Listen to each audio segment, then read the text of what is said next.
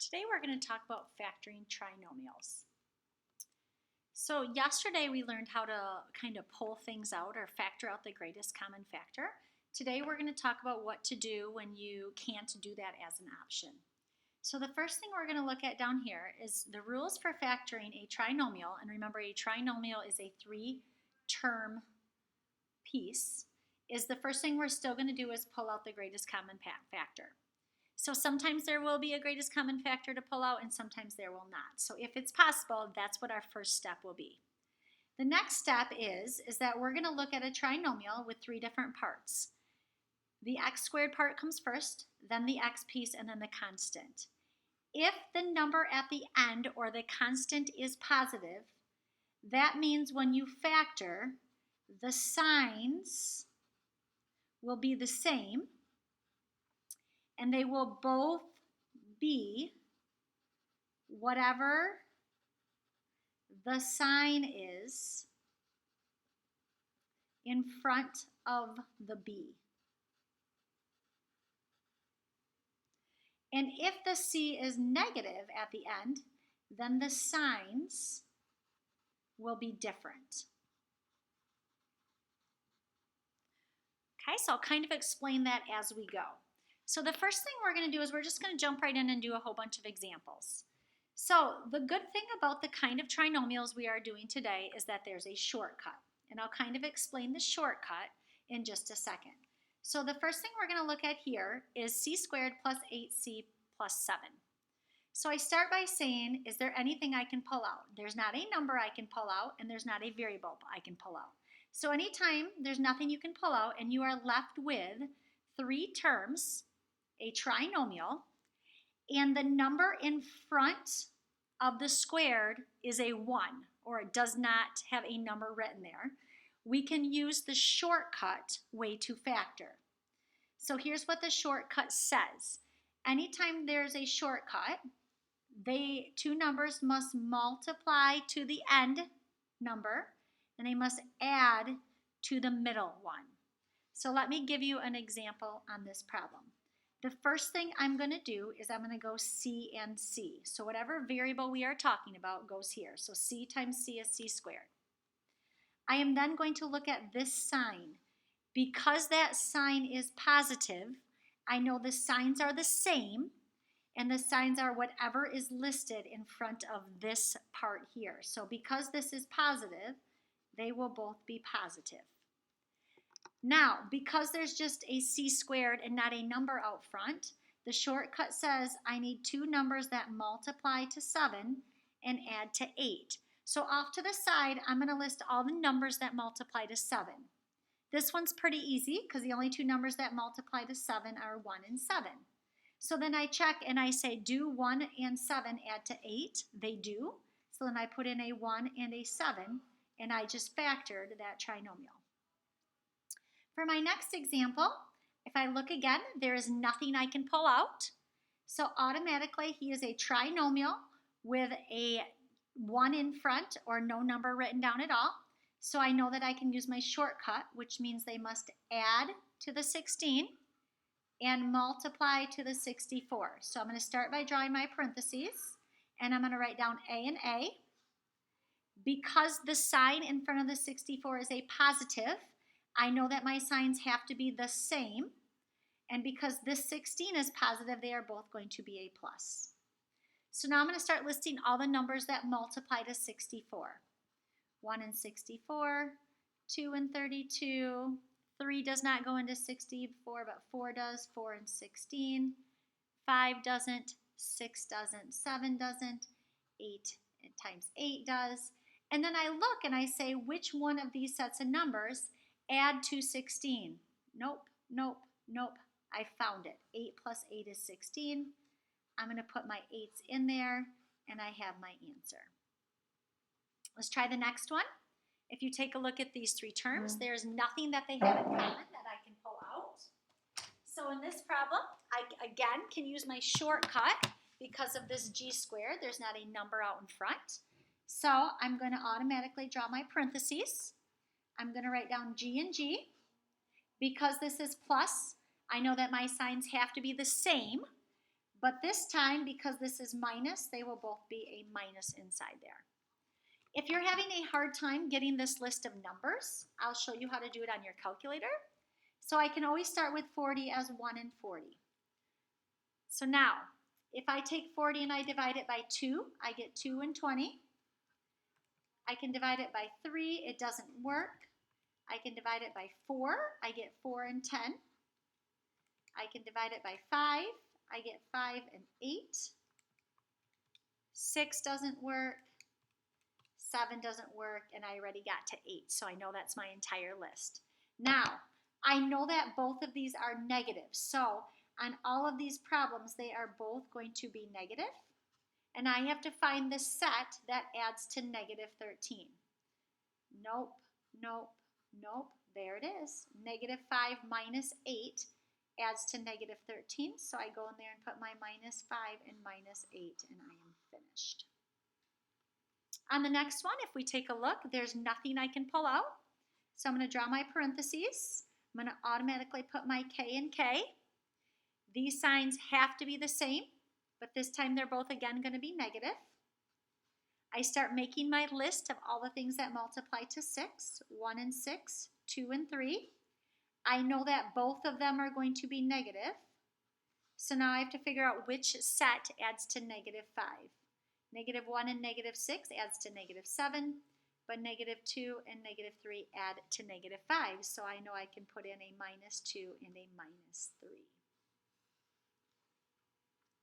All right, on my next one, if I take a look, there is nothing I can pull out. So I can automatically draw my parentheses, and I can start with B and B. This time, my C is negative, which means one of my signs is going to be positive and one of my signs is going to be negative. So I'm going to start with my list. And again, if you can't do this in your head, you can divide by 2. I could divide by 3. 4 doesn't work. 5 doesn't work. I could do 6. 7 doesn't work. 8 doesn't work, and I already got 9. So now I know I have my entire list. So now I know my signs are different. So one of these has to be positive in each set, and one has to be negative. If this is positive, that means my bigger number will be positive and my smaller number will be negative. If it were negative, my bigger number would have been negative and my smaller number positive. So now I am looking for a set that adds to positive 3. Nope, nope, nope, there it is. So now negative 6 plus 9 is positive 3. So my positive goes with my 9 and my negative goes with my 6, and I just factored. Let's try the next one. If you look at this problem, nothing there is in there that I can pull out. So I start with Y and Y. Because this is a negative, I know that one's going to be positive and one's going to be negative. So in this case, I am looking for numbers that multiply again to negative 2 and add to negative 1. So the only numbers that multiply to 2 are 1 and 2. Because this is negative, I know that my bigger number this time will be negative. Hopefully this one works because I have no other choices. And if you look, if you were to add these two together, it does add to negative 1. So I have a plus 1 and a minus 2, and I am finished. If you flip your page, we're now going to do the exact same thing, but we're going to also get our zeros. So I'm going to go a little bit quicker now. So in this problem, there's nothing I can pull out. So I'm automatically going to go W and W. Because this is positive, my signs will be the same. They will both be minus. I'm looking for two numbers that add to negative 7 and multiply to 10. So what multiplies to 10 are 1 and 10 and 2 and 5. I know they're both going to be negative. So the set that adds to negative 7 are negative 5 and negative 2. So I put in a negative 5 and a negative 2. And then my final step here is to get the zeros. So the way I get the zeros is I take the opposite of this and I get 2. I take the opposite of negative 5 and I get 5. And those are my two solutions. On the next one, there's nothing I can pull out. So I'm going to start by going Z and Z. Because the 56 is negative, I know one of them will be positive and one will be negative. So I'm looking for two numbers that add to -1 and multiply to 56. So I have 1 and 56, 2 and 28, 3 doesn't work. And remember, if it's too hard for you, you can just start dividing. 56 divided by 3 doesn't work. 56 divided by 4, I got 4 and 14. 5 doesn't work. 6 doesn't work. 7, and my final set is 7 and 8. I know that one of them is negative and one is positive. Because this is negative, my bigger number will be negative. So now I need the set that adds to -1. Once I find it, I know the positive goes with 7, the negative goes with 8, and then I have to get my two solutions. The opposite of 7 is -7. The opposite of -8 is +8. Let's look at the next one. There's nothing I can pull out. So I'm going to start by going H and H. I know my signs are different, so I have a plus and a minus. I'm looking for two numbers that multiply to -24 and add to 2. So I'm going to start my list of 24 over here. 1 and 24, 2, 12, 3, 8, 4, 6. Because this is positive, I know that my bigger number will be positive and my other one will be negative. If you take a look at the list, -4 and 6 are the only ones that add to 2. So I know my minus goes with 4 and my plus goes with 6. Once I do that, I get my two zeros at -6 and +4 by changing their sign. If you take a look at the next one, there's nothing I can pull out. So I'm going to start by going D and D. I know that my signs are going to be the same because this is positive and they're both going to be plus. So I make my list of things that multiply to 8. Then I go back and say which set adds to 6, the 2 and the 4. So I plug in my 2 and my 4, they're both positive, and then I get my two zeros, -2 and -4. Let's try the next one. There's nothing I can pull out here. So I'm going to start by just drawing my two parentheses and putting y and y. I know that my signs are going to be different or opposite because this is a minus, so I know one's going to be plus and one's going to be minus. I know again that they must multiply to here and add to here. So the only two numbers that get multiplied to 2 are 1 and 2. Because this is negative, the 2 will be negative, the bigger one. And then if you look, hopefully those add to -1, and they do. So the positive goes with 1 and the negative goes with 2. Once I get that, I put in -1 and +2 as my zeros by taking the opposite here and the opposite here. Let's try number 13. Nothing I can pull out, so I'm going to start by drawing my parentheses, M and M. My signs are going to be the same, both negative this time. So I start by making my list of 18. 1 and 18, 2 and 9, 3 and 6, and I know they're both going to be negative. So I find the set that adds to -9. In this case, -3 and -6 add to -9. I put in my -3 and my -6. And then to get the zeros, I take the opposite and the opposite. So my two solutions are 3 and 6. All right, let's try 14. First thing I'm going to do is I'll notice that something's a little different now. Now the 30 is on the wrong side. So in order to factor, I have to bring the 30 to the other side. And whenever it changes sides, it changes signs. So if it's +30 here and I bring it over, it's a -30. So in this case, there's nothing I can pull out. So I'm going to start by drawing my parentheses. I have x and x. I'm looking again for numbers that multiply to 30 and add to this -1. So I start here by looking at my sign. Because this is a -30, I know one will be plus and one will be minus. So I start with my list of 1 and 30, 2, 15, 3 and 10, 4 doesn't work, 5 and 6. Because this is negative, I know my bigger number will be negative here. And the only one that adds to -1 is a +5 and -6. So my plus goes with 5 and my minus goes with 6. And then I just have to get my zeros. My 0 here is a -5, my 0 there is a +6, and I am done.